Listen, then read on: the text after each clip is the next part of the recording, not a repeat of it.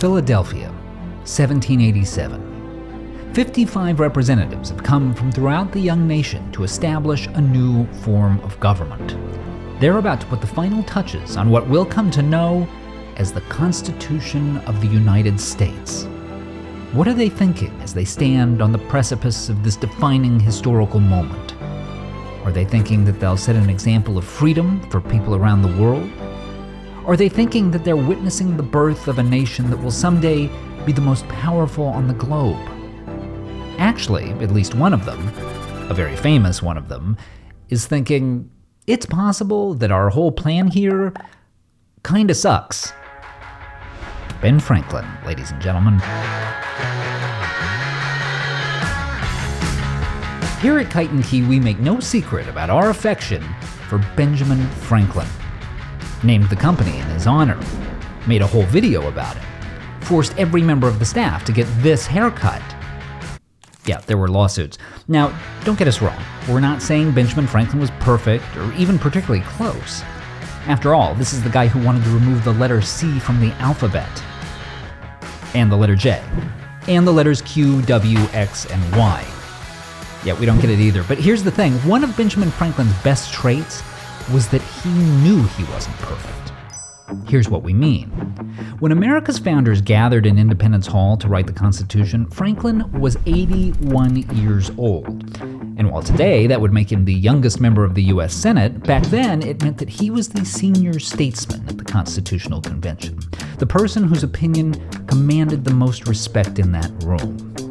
And that's why it's notable that the very first thing Benjamin Franklin said when it came time to vote on the Constitution was that he didn't entirely approve of it.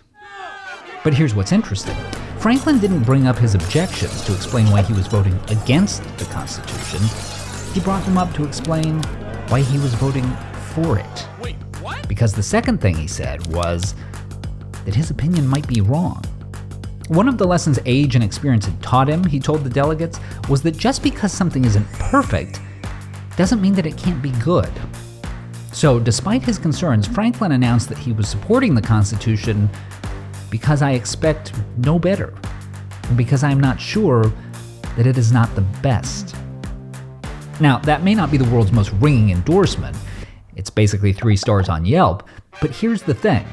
Those kinds of modest expectations are probably one of the reasons that America's Constitution has endured longer than any other on the planet. Our system works because, like Ben Franklin, it assumes imperfection.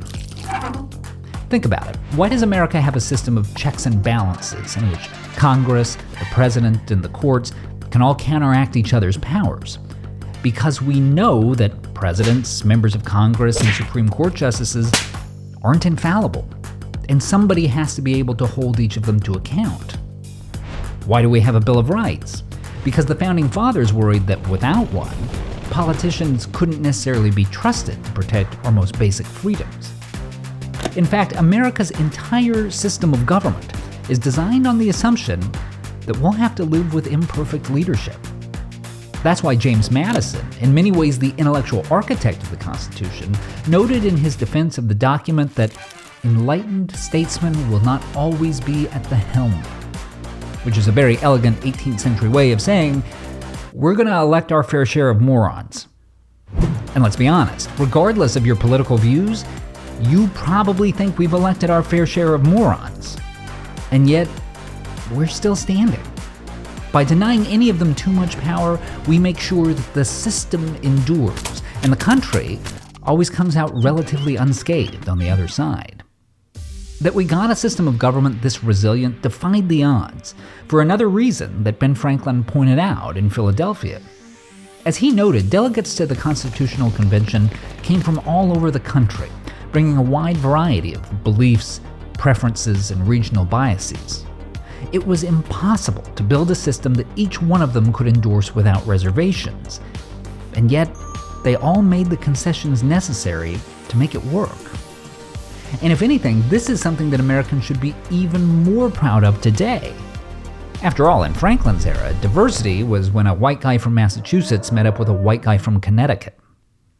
Today, America spans an entire continent and is full of people from every race, religion, nationality, and walk of life.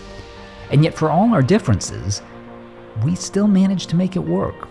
It's pretty remarkable. One nation that can feel just as much like home for the bankers on Wall Street as for the musicians on Bourbon Street, for the surfers in California as for the people doing whatever it is they do in Delaware. And the only reason this all works is because we embrace imperfection. Rather than trying to come up with one system that was ideal for everybody, we created a system of government that gives each of those 50 states the ability to make their own laws and cater to the needs of their own citizens. It can be messy at times, but it's also turned out to be intensely practical. I mean, you try telling Texas what to do. Has America fallen short of perfection? Of course, and it always will.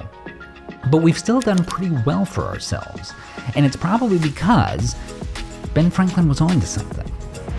Maybe the best country to live in is one that takes into account that we all fall short sometimes, that recognizes that we have to make compromises to unite over 330 million people into a single nation.